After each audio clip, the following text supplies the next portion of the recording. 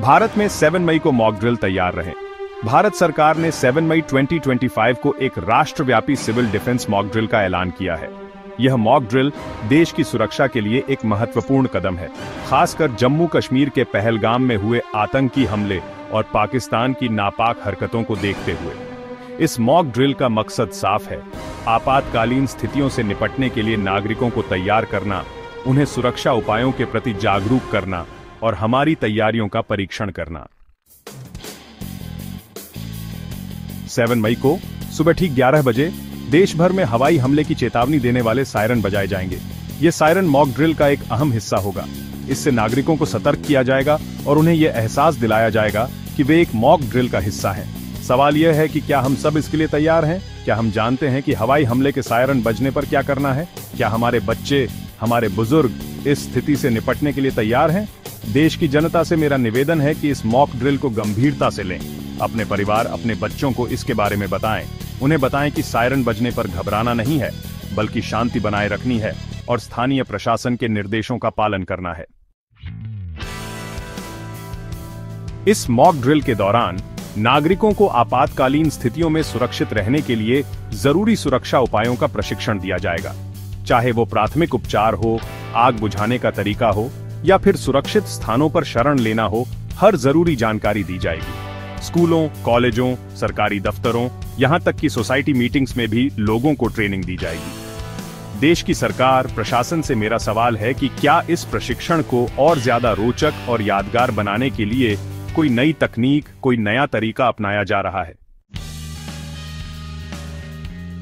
और तो और देशवासियों, 7 मई की रात 9 बजे से 9:15 तक पूरे देश में ब्लैकआउट किया जाएगा।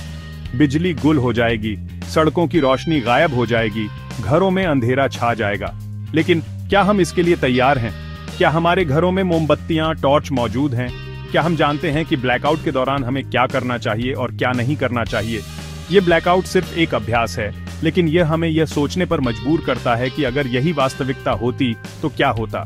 क्या हम अंधेरे में भी अपने परिवार की रक्षा कर पाते? महत्वपूर्ण ढांचों की सुरक्षा।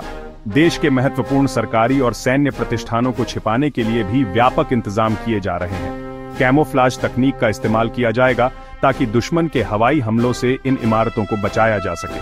सुरक्षा बलों को भी हाई अलर्ट पर रखा जाएगा ताकि किसी भी स्थिति से निपटा जा सके। देश की सुरक्षा एजेंसियों से मेरा सवाल है कि क्या वे दुश्मन की हर चाल को समझने के लिए तैयार हैं? क्या वे उससे 2 कदम आगे रहने के लिए तैयार हैं?